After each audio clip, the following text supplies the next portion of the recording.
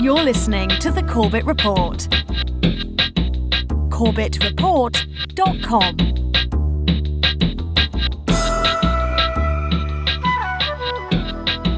Welcome back, friends. Welcome back to The Corbett Report. I'm your host, James Corbett of CorbettReport.com, coming to you, as always, from the sunny climes of Western Japan, here on the 6th day of December 2019. You're tuned into episode 368 of the Corbett Report podcast, The Douma Hoax, Anatomy of a False Flag. And as you might surmise from that title, today we are going to be undertaking a thoroughgoing exploration of the chemical weapons attack which was alleged to have occurred in Douma, on the outskirts of Damascus in Syria, on the 7th of April, 2018. And the purpose of today's exploration is twofold.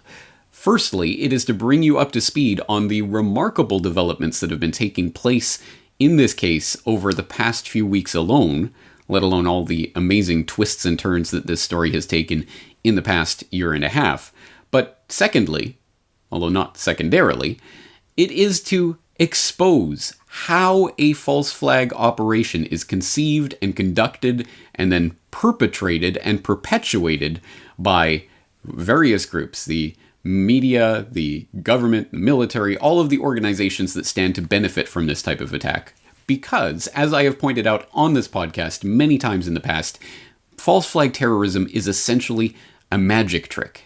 And if we can simply expose that magic trick to the audience, then the magician will not be able to pull it out of his hat the next time he wants to. And that is an exceptionally important thing, because as we know, there are centuries of documented examples of false flag terror incidents being used to whip populations into war fever and war fervor. And if we are only limiting ourselves to lies, false flag lies that are being told about chemical weapons, we can still see how in very recent history such lies have led the world to disastrous wars in the past. The gravity of this moment is matched by the gravity of the threat that Iraq's weapons of mass destruction pose to the world. Let me now turn to those deadly weapons programs and describe why they are real and present dangers to the region and to the world. Less than a teaspoon of dry anthrax, a little bit about this amount. This is just about the amount of a teaspoon. Less than a teaspoonful of dry anthrax in an envelope shut down the United States Senate in the fall of 2001. This forced several hundred people to undergo emergency medical treatment and killed 2 postal workers, just from an amount just about this quantity that was inside of an envelope. Iraq declared 8,500 liters of anthrax, but UNSCOM estimates that Saddam Hussein could have produced 25,000 liters. If concentrated into this dry form, this amount would be enough to fill tens upon tens of thousands of teaspoons. And Saddam Hussein has not verifiably accounted for even 1 teaspoonful of this deadly material. On my orders, coalition forces have begun striking selected targets of military importance to undermine Saddam Hussein's ability to wage war. These are opening stages of what will be a broad and concerted campaign.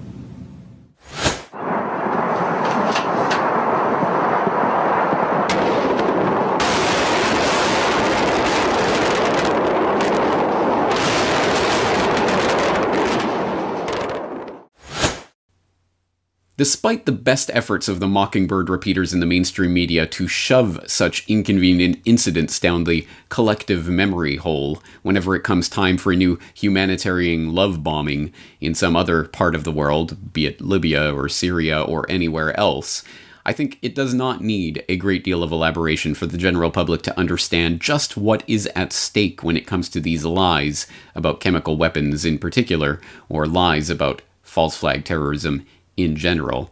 And in case you don't recall, the idea of striking Syria in the wake of this alleged attack that was alleged to have taken place in Douma really did bring the world to the brink of all-out warfare between US and Russia, aka the two nuclear superpowers of the world.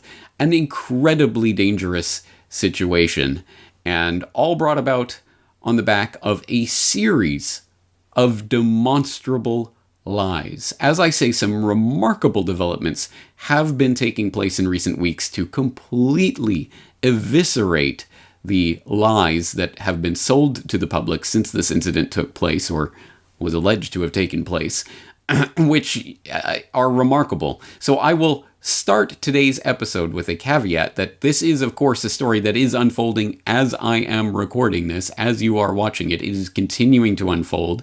Some remarkable revelations have taken place recently with leaked documents and emails and whistleblowers stepping forward, but the people involved in this are saying that there is more yet to come, at least at the time that I'm recording this. So there is a good chance that this story will have already moved on by the time you are hearing these words, or it will be in the process of moving on. So this is not meant to be the final word on the matter, but it does hopefully bring you up to speed on this story so that we can take these documented lies and shove them in the face of the propagandists who attempt to shove these false flag incidents down the throat of the population to justify the war hysteria. At the very least, hopefully we can take these documented lies and expose them to others around us who may be more, shall we say, credulous of these lies and the liars who tell them. So let's start with a timeline of events, just so that we're all on the same page and we all have the same understanding of what was at least the official story of what was alleged to have taken place. And all of this happens in the context of April 2018, when after years of battle with Jaish al-Islam, which was an admittedly Saudi-backed terrorist insurgency operating to overthrow the government of Syria, that was highly prevalent in eastern Ghouta and specifically in the outskirts of Damascus. And the Syrian government in April 2018 were on the verge of victory against Jaish al-Islam in eastern Ghouta. And it was at that time, on April 7th, 2018, that Syrian army forces were engaged in combat with those terrorist insurgents in Douma, which is a suburb to the northeast of Damascus. And immediately, videos alleging to document the aftermath of a chemical weapons attack began flooding social media. On April 8th, so less than 24 hours before these reports started to trickle out, Trump took to Twitter to denounce Animal Assad for this atrocity and promised that there will be a big price for Putin, Russia, and Iran to pay for supporting Assad. On April 13th, the White House issued a press release claiming that the attack was carried out by Syrian forces and that the information points to the use of the nerve agent sarin. And on April 14th, after a flurry of diplomatic activity, the US, French, and Britain launched a coordinated strike on Syrian targets. My fellow Americans, a short time ago, I ordered the United States Armed Forces to launch precision strikes on targets associated with the chemical weapons capabilities of Syrian dictator Bashar al-Assad. The powerful missile attack on 3 targeted sites involved 105 weapons, 66 Raytheon Tomahawks, that's the U.S. military's go-to, launched from 3 warships and a Virginia-class submarine.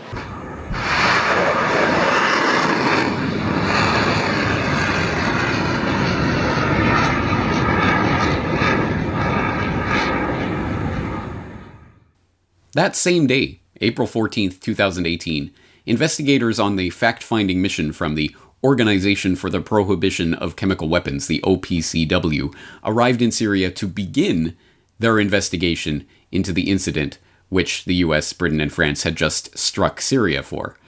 And on April 17th, Robert Fisk reports from Douma on a local doctor who believes that the victims died of suffocation, not a chemical weapons attack. I've just been in the town of Douma. I found the clinic where the film of the children frothing at the mouth and having water thrown at them was made. But the senior hospital doctor, who actually spoke very good English, who was there, told me that the video is real, that they were not suffering from gas poisoning. They were suffering from panic and hypoxia, as he put it, because of the amount of dust in the tunnels in which they live. All through the years, people in the Douma area have been living beneath their own homes in tunnels and basements. And that night, there was a lot of shelling by the Syrian army and by the Russian Air Force. And it produced a huge amount of dust and debris in the streets, and many people were finding it difficult to breathe. And when they reached the clinic, according to the doctor, someone shouted gas, and they panicked. But he did confirm that the film, the videotape, was indeed taken in the clinic there, the same clinic that I actually interviewed him in.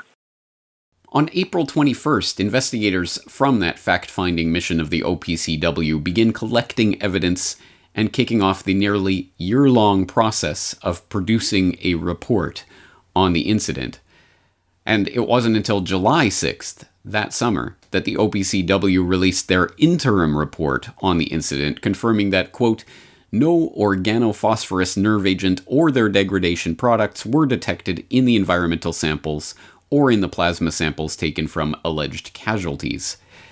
The report did imply that a chlorine weapon attack took place. It says, quote, along with explosive residues, various chlorinated organic chemicals were found in samples from 2 sites, for which there is full chain of custody. But the report made no mention of the concentrations or levels of chlorinated agents that were found.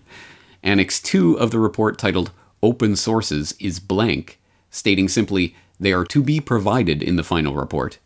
And Annex 3, listing analysis results, lists every sample collected and notes that no chemical weapons convention scheduled chemicals were detected in any of them. Fast forward to February of 2019, where a BBC producer tweets that he could prove without a doubt that the Douma hospital video, alleging to show victims of the chemical attack receiving treatment for their chemical attack injuries, was staged. Well-known BBC serial producer has dropped a bombshell with claims that footage of the alleged April 2018 Douma chemical attack captured by the opposition group known as the White Helmets was fabricated. Riyam Dalati tweeted on Wednesday that after 6 months of investigation, he can prove without a doubt that the Douma hospital scene was staged. He also said there were no fatalities at the hospital and no sarin was used, but he noted it's not clear at the moment whether chlorine was used. The BBC has yet to respond officially to the claims. The following month, March 2019, marks the release of the OPCW fact-finding mission's final report into the incident, which confirmed that no nerve agents were found at the scene and that it was impossible to determine what caused the symptoms observed in the potentially staged videos, but concluded that there were, quote, reasonable grounds to believe that, quote, the use of toxic chemical as a weapon took place. And it does say that that toxic chemical likely involved some sort of chlorinated agent. Now, fast forward to May 2019, when a leaked engineering assessment by an OPCW engineering sub-team emerges. The document was prepared in February of 2019, shortly before the release of the final report, and undermines the official narrative that 2 cylinders that were found at the scene were, in fact, chemical weapons delivery devices that had been dropped onto the building by Syrian government helicopters. The leaked assessment, again leaked in May of 2019 but prepared before the release of the final report, concluded that, quote, there is a high probability that both cylinders were manually placed at those 2 locations rather than being delivered from an aircraft. Yes, well, back in March, the OPCW's official fact-finding mission published its report, which, as you said earlier, was the one that suggested the cylinders had been dropped from the sky, and that implied the regime was responsible. Now, what we had last week was a document written by a man called Ian Henderson, who, as far as I understand it, was working for the OPCW. He had some involvement with the fact-finding mission, but according to the OPCW, he wasn't actually a member of it. Now, it appears that at some point, probably late last year, he was allowed by the OPCW to do some work basically to carry out his own assessment of what he thought might have happened. And he had some assistance, it's not very clear how much, from a group called the Engineering Subteam. So this document was then leaked last week. It was written, what we have that was leaked was it's marked final draft. And it's dated February the 27th, which interestingly was just 2 days before the official report was published. We don't know exactly what status this document has. One thing that some people say is that once the data had all been gathered from the Douma investigation, there were internal discussions and assessments within the OPCW to draw a sort of collective view of what had happened. And it may be that Mr. Henderson's document was part of that, although he was taking a very different view of the situation from the one that appeared in the report eventually. On May 28th of this year, OPCW Director General Fernando Arias addressed the OPCW member states in an internal communique. He points out that the document, quote, pointed at possible attribution, which is outside of the mandate of the FFM, the fact-finding mission, with regard to the formulation of its findings.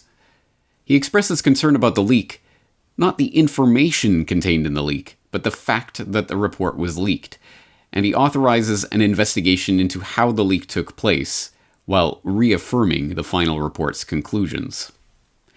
Now, on October 15th of this year, the Courage Foundation convenes a panel of, quote, concerned individuals from the fields of disarmament, international law, journalism, military operations, medicine, and intelligence in Brussels to hear from a whistleblower of the OPCW fact-finding mission team. The whistleblower, delivering a, quote, extensive presentation including internal emails, text exchanges, and suppressed draft reports, describes, quote, efforts to exclude some inspectors from the investigation whilst thwarting their attempts to raise legitimate concerns, highlight irregular practices, or even to express their differing observations and assessments. The panel, quote, became convinced by the testimony that key information about chemical analyses, toxicology consultations, ballistic studies, and witness testimonies was suppressed, ostensibly to favor a preordained conclusion, and the panel expressed unanimous alarm about, quote, unacceptable practices in the OPCW investigation. On November 15th, Jonathan Steele wrote about a new OPC whistleblower who he calls Alex. Alex was a member of that OPCW fact-finding mission and alleged that his conclusion that the signs and symptoms of victims of the attack were not consistent with poisoning from chlorine, and that it could be concluded that whatever happened in Douma was a, quote, non-chemical related event, was stripped from the report at the last minute. He also discovered that the actual levels of chlorinated organic compounds found at the scene had been much lower than what would be expected in the wake of a chemical attack, a fact that was also left out of the report. Steele's article recounts multiple interventions on behalf of OPCW management to try to placate the incensed scientists of the FFM who felt that their investigation was being undermined. Quote, on July 4th, there was another intervention. Fairweather, the chef de cabinet, invited several members of the drafting team to his office. There they found 3 U.S. officials who were cursorily introduced, without making clear which U.S. agencies they represented. The Americans told them emphatically that the Syrian regime had conducted a gas attack, and that the 2 cylinders found on the roof and upper floor of the building contained 170 kilograms of chlorine. The inspectors left Fairweather's office feeling that the invitation to the Americans to address them was unacceptable pressure and a violation of the OPCW's declared principles of independence and impartiality, end quote. Steele told BBC News that he believed that the entire incident had been a fake propaganda event staged by the Jaish al-Islam terrorists to bring American intervention into the region against their Syrian enemies. He claims he was in charge of picking up the samples in the affected areas and in neutral areas to check whether there were chlorine derivatives there. And he found that there was no difference. So it rather suggested there was no chemical gas attack, because in the buildings where the people allegedly died, there was no extra chlorinated organic chemicals than in the normal streets elsewhere. I mean, I put this to the OPCW for comment, and they haven't yet replied, but it rather suggests that a lot of this was propaganda. Propaganda led by? Led by the rebel side to try and bring in American planes, which in fact did happen. Then on November 23rd of this year, just 2 weeks ago, one of the emails from that source was released. And that email accuses OPCW management of doctoring the Syria report.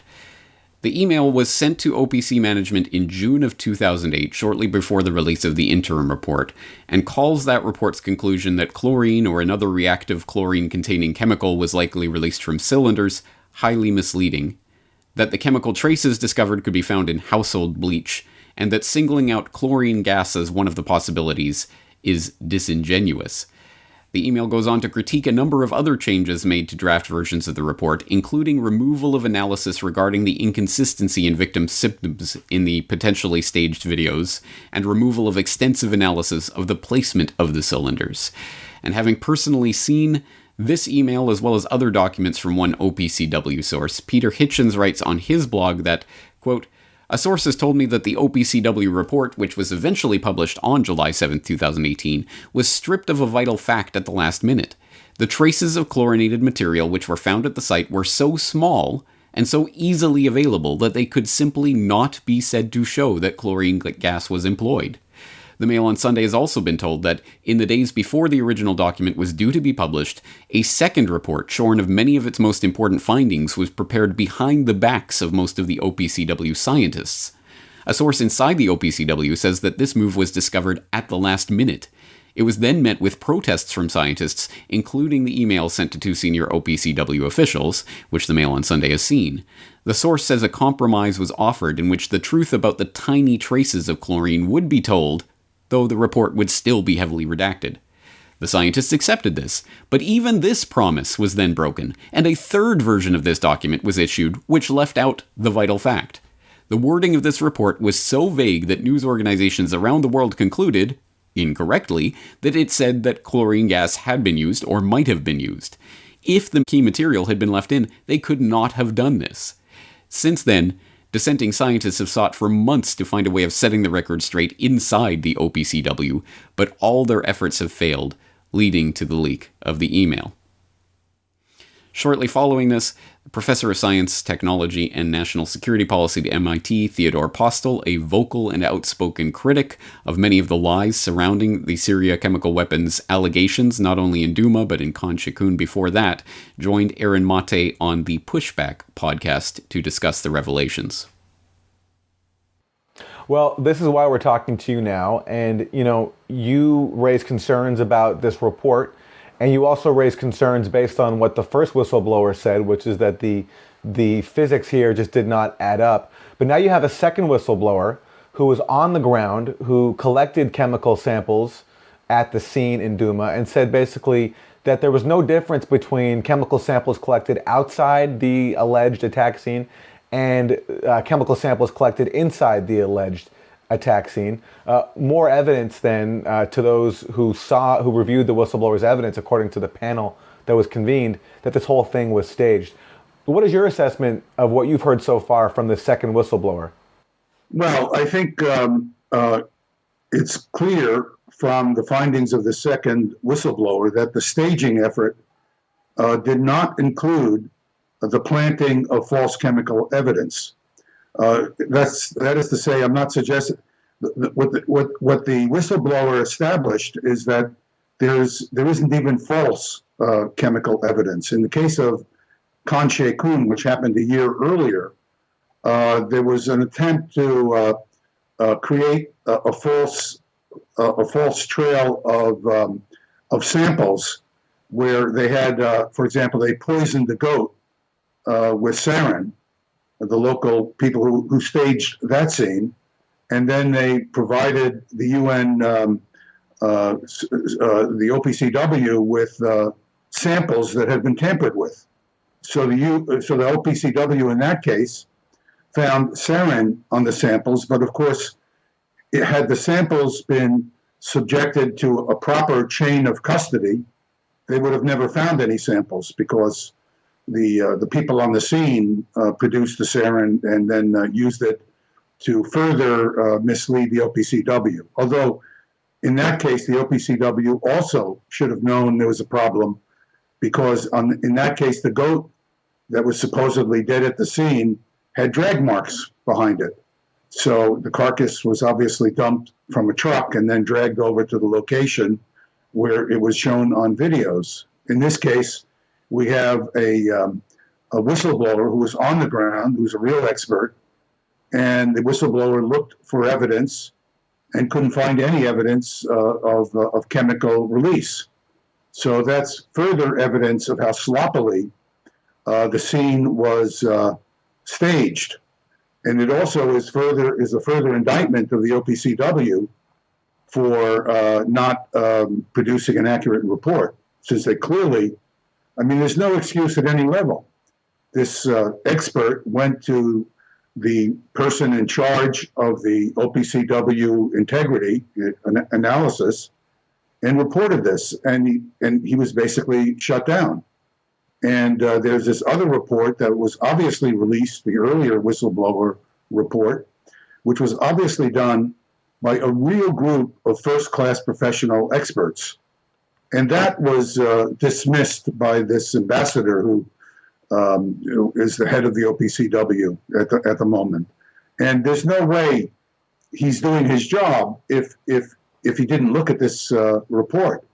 So to suggest that this report that was originally released was somehow a difference of opinion is totally ridiculous from a technical, analytical point of view. When you look at the report that that was released and that this ambassador from the OPCW is defending, none of the technical findings, none of the technical analysis in the report matches what the report claims. It's just ridiculous. And so compounding this is you have now apparently the second whistleblower, who we have not heard directly from yet, but reportedly, according to WikiLeaks and the Courage Foundation, which convened this panel where the second whistleblower testified, according to them, the second whistleblower wants to now testify publicly and said that he tried to bring his concerns to the top levels of the OPCW, but that he was silenced. And you mentioned chain of custody, and I think it's important to stress why that's so important is because the samples and evidence that the OPC received from Khan Sheikhoun came from an area that was controlled by militants fighting the Assad government in Syria. And in both cases, Khan Sheikhoun in 2017 and Douma in 2018, a year later basically, both those instances, both those claims of an Assad government chemical weapons attack led to U.S. airstrikes, which is all the more reason why it's important to subject this to scrutiny. Let me read to you, Ted, a quote from one of the members of the WikiLeaks panel that it convened to hear from the second whistleblower. His name is Jose Bustani, and he is the first Director General of the OPCW. Let me interrupt for a second. Bustani was considered for a Nobel Prize because of the great job he did putting together the OPCW. So he has a big interest in making sure this organization functions. Well, let me read you the quote. He says, "The convincing evidence of irregular behavior in the OPCW investigation of the alleged Douma chemical attack confirms doubts and suspicions I already had. I could make no sense of what I was reading in the international press. Even official reports of investigations seemed incoherent at best. The picture is certainly clearer now, although very disturbing." Well, I agree completely with his assessment. In fact, I've already written him. I haven't heard yet back from him. And I sent him copies of my assessment as well. And so I think he and this panel, which I've also communicated with, have those copies now, and I know they're looking at it. I've already had some preliminary exchanges with them.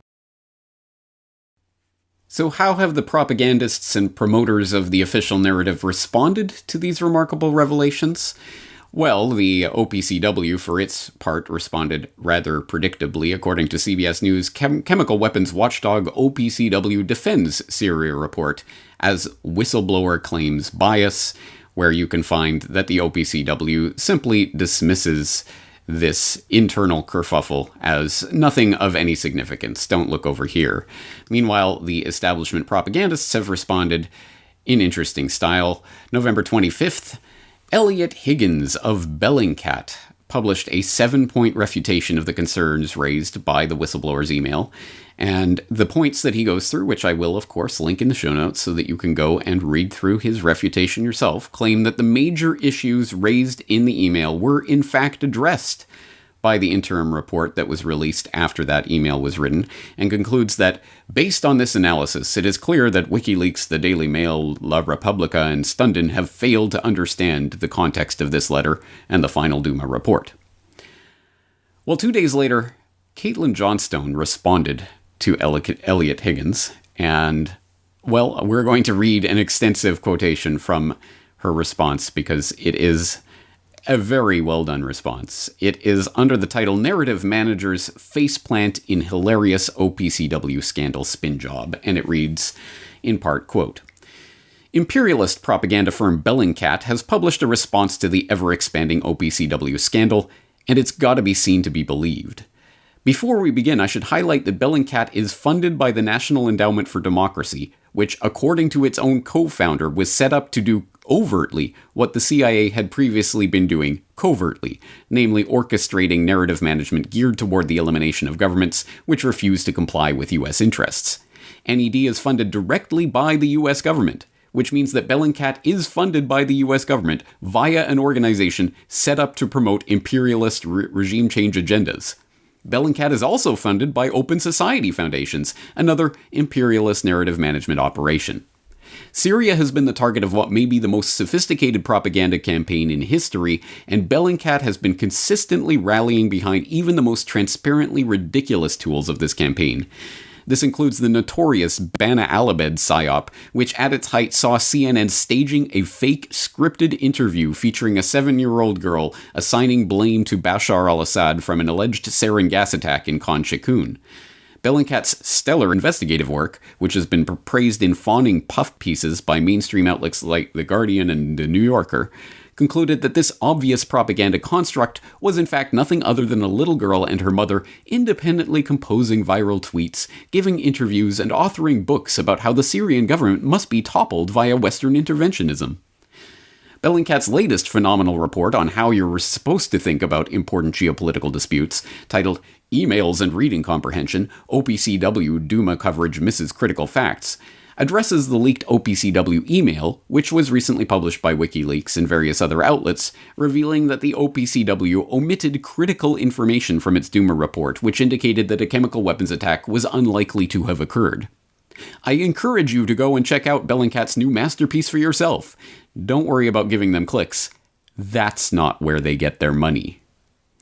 The first thing you'll notice about Bellingcat's article is that at no point does it even attempt to address the actual inflammatory comments within it, such as the OPCW whistleblower's assertion that the samples tested where a chlorine gas attack is alleged to have occurred in April 2018 contained levels of chlorinated organic compounds which were so low that it would be unreasonable to claim with any confidence that a chlorine gas attack had occurred at all. The whistleblower writes in the leaked email to the OPCW cabinet chief that the levels were, in most cases, present only in parts per billion range, as low as 1 to 2 ppb, which is essentially trace quantities. As we discussed previously, early skeptics of the establishment Douma narrative highlighted the bizarre fact that when the OPCW published its interim report in July of last year, its report contained no information about the levels at which the chlorinated organic chemicals occurred. Chlorinated organic chemicals occur at trace levels in any industrialized area, so they are only indicative of a chlorine gas attack when samples test at high levels. The email said they didn't. the OPCW omitted this in both its interim and final reports. The whistleblower told journalist Jonathan Steele that the levels found were comparable to and even lower than those given in the World Health Organization's guidelines on recommended permitted levels of trichlorophenol and other COCs in drinking water. Had they been included, the public would have seen that the levels of COCs found were no higher than you would expect in any household environment, the whistleblower said. In a new Fox News interview with Tucker Carlson, Steele explained the significance of this revelation. The main point is that chlorine gas degrades rapidly in the air, so that coming in 2 weeks later, you wouldn't find anything. But what you would find is that the gas can contaminate or affect other chemicals in the natural environment, so-called chlorinated organic chemicals. But the difficulty is that they exist anyway in the natural environment anyway, and in water and so on. And so the crucial thing is the levels. Were there higher levels of chlorinated organic chemicals found after the alleged gas attack than there would have been in the normal environment? Bellingcat simply ignores this absolutely central aspect of this email, as well as the whistleblower's point about the symptoms of victims not matching chlorine gas poisoning. In this case, the confidence in the identity of chlorine or any choking agent is drawn into question precisely because of the inconsistency with the report and observed symptoms, the whistleblower writes in the email. The inconsistency was not only noted by the FFM team, but strongly noted by 3 toxicologists with expertise in exposure to CW, chemical weapons agents. Bellingcat says nothing about these revelations in the email, and says nothing about the fact that the OPCW excluded them from both its interim report in July 2018 and its final report in March 2019, the latter of which actually asserted the exact opposite, saying there was reasonable grounds that the use of a toxic chemical as a weapon took place. This toxic chemical contained reactive chlorine. The toxic chemical was likely molecular chlorine. Bellingcat completely ignores all of these points, which are literally the only reason any of this is in the news at all, instead opting to make silly, pedantic arguments that the text of the email and the interim and final reports indicate that some of the whistleblower's concerns appear to have been partially addressed by OPCW leadership in its publications. To make this argument, Bellingcat highlights how some of the wording in the reports was changed to appear a bit less conclusive, such as changing likely to possible, and changing reactive chlorine-containing chemical to chemical containing reactive chlorine. By highlighting these barely significant changes, Bellingcat attempts to spin the narrative that there was no internal OPCW cover-up of its investigators' findings at all, which is of course invalidated by the fact that its final report concluded that a chlorine gas attack had taken place, despite the whistleblower clearly stating that there is no basis upon which to conclude this. It's also obviously invalidated by the fact that not one, but 2 whistleblowers have come forward, meaning they plainly do not feel as though their concerns were met.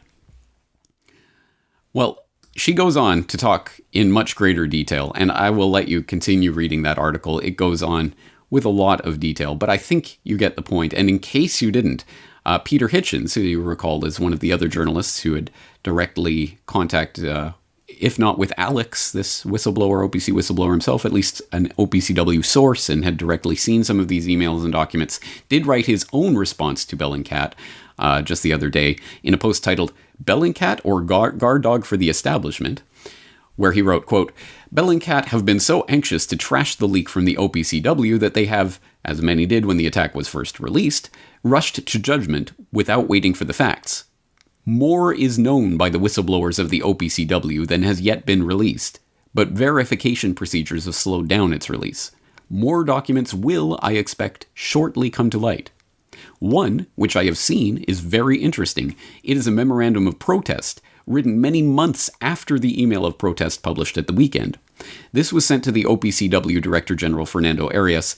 There is some doubt about whether it ever reached him, by an OPCW investigator, one of those who actually visited Douma, on the 14th of March 2019. It has reached me through hitherto reliable sources. This is nearly 2 weeks after the release of the final report on Friday, 1st of March 2019, which is supposed to have resolved the doubts of the dissenters. And here's a link to that report, the final report. All right, so In conclusion, there is no conclusion to this story yet. As I say, I am recording this at the beginning of December 2019. It is a story in flux. By the time you are hearing this, the story may have already moved on with new documents, or it may be in the process of moving on. But at this point, it is safe to say that this completely undermines the narrative that we have been fed since the attack took place, since before any fact-finding mission had even been dispatched to Syria, let alone before it had issued a single word on the subject, let alone after its issuing of its final report, that this is a tissue of lies, and a demonstrable one, and it is coming apart at the seams. And there is a certain amount of schadenfreude sure to be had in seeing the narrative of the propagandists being ripped apart in front of their very eyes, and seeing them scramble like chickens with their heads cut off to try to put the pieces back together, even as more revelations are about to come out that will further undermine their pathetic attempts to use pedantry to try to deflect the main issues that are at play here.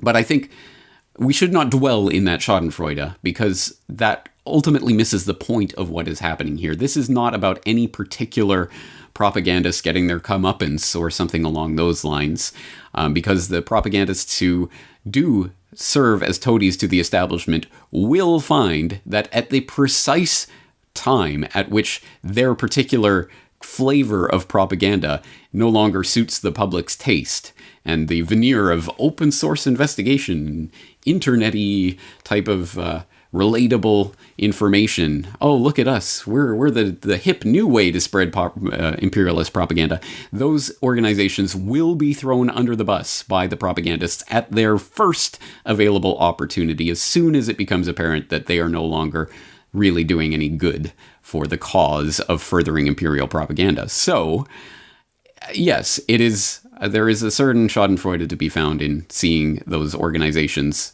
being destroyed in front of our eyes. But, as I say, this does go far beyond that. This goes into the heart of the nature of false flag operations, how and why they are perpetrated, and how they can actually be exposed. And of course, we're never going to have the CNN article to come out and say, oops, it turns out this was all a hoax, and look, this was all part of a false flag operation that was designed to draw the American military response and draw them into, it's basically save the terrorists who were being routed out of Eastern Ghouta at that time.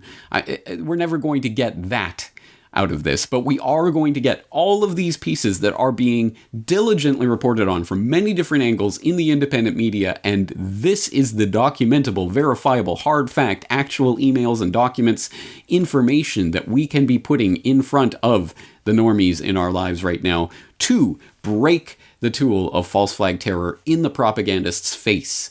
Because, as I say, this is a magic trick. If we show the audience what is up the magician's sleeve, he cannot perform the trick again.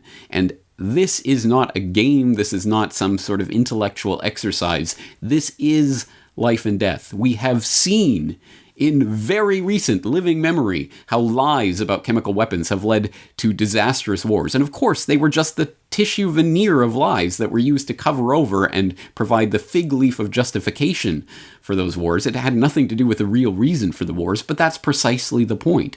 And if we do not fall for the same lies again and again and again, the propagandists cannot use these lies again and again and again. And the conflict in Syria very easily could come to outright military confrontation between the United States and Russia, let alone other powers. And that is truly something I think we are all highly motivated to avoid. And so it is important to be exposing this information as it's coming to light. And that's where we're going to have to leave it for today. There's a lot of information already exposed. There is more shortly to come to light, or seemingly so. So I will hope that everyone will be on top of this, and please do report back to headquarters. Please do leave updates to this information as it is exposed in the comment section at corbettreport.com so that we can continue to keep an eye on it together. I will throw a couple of other resources in here that might be useful, that I've found useful over the past year and a half of analysis of this. One is a very detailed analysis of the photos and videos of the alleged attack, the alleged photos and videos, the potentially staged ones, by Stephen McIntyre, who did an excellent job of looking at the ways that these scenes seem to have been staged. I will also throw a link into the Working Group on Syria Propaganda and Media, which had a very extensive report on all of the twists and turns of this story up to July of this year, so preceding this second whistleblower, but including a lot of the other revelations that have come out, called How the OPCW's Investigation of the Douma Incident Was Nobbled, which, again, has a lot of information in it. There are other resources out there, and of course there's going to be a lot of things to go through in the show notes. So I hope that this will get people up to speed on what's happening so that they can continue to follow this story as it goes ahead. Again, I don't think I need to stress how important it is, not even specifically to this particular incident in the Syrian war, although of course that is very important, but more generally to the revelation, the real-time unfolding revelation of a false flag incident. It is coming apart at the seams in front of our very eyes. Let's at least make sure that we have our eyes on the ball and are not distracted by the silly political issue of the day in the 24/7 news cycle. On that note, we're going to leave things there. I'm James Corbett of CorbettReport.com. If you appreciate this work, please help to keep this website going and growing. CorbettReport.com/members. You can sign up for a membership to support this website for as little as $1 a month. I do appreciate all that support. James Corbett, CorbettReport.com. Looking forward to talking to you again very shortly. The Corbett Report is brought to you by the Corbett Report subscriber, a weekly newsletter featuring James Corbett's International Forecaster editorial, recommended reading and viewing, discounts on Corbett Report DVDs, and once a month, a subscriber-only video. Sign up today to start receiving your copy at CorbettReport.com/support.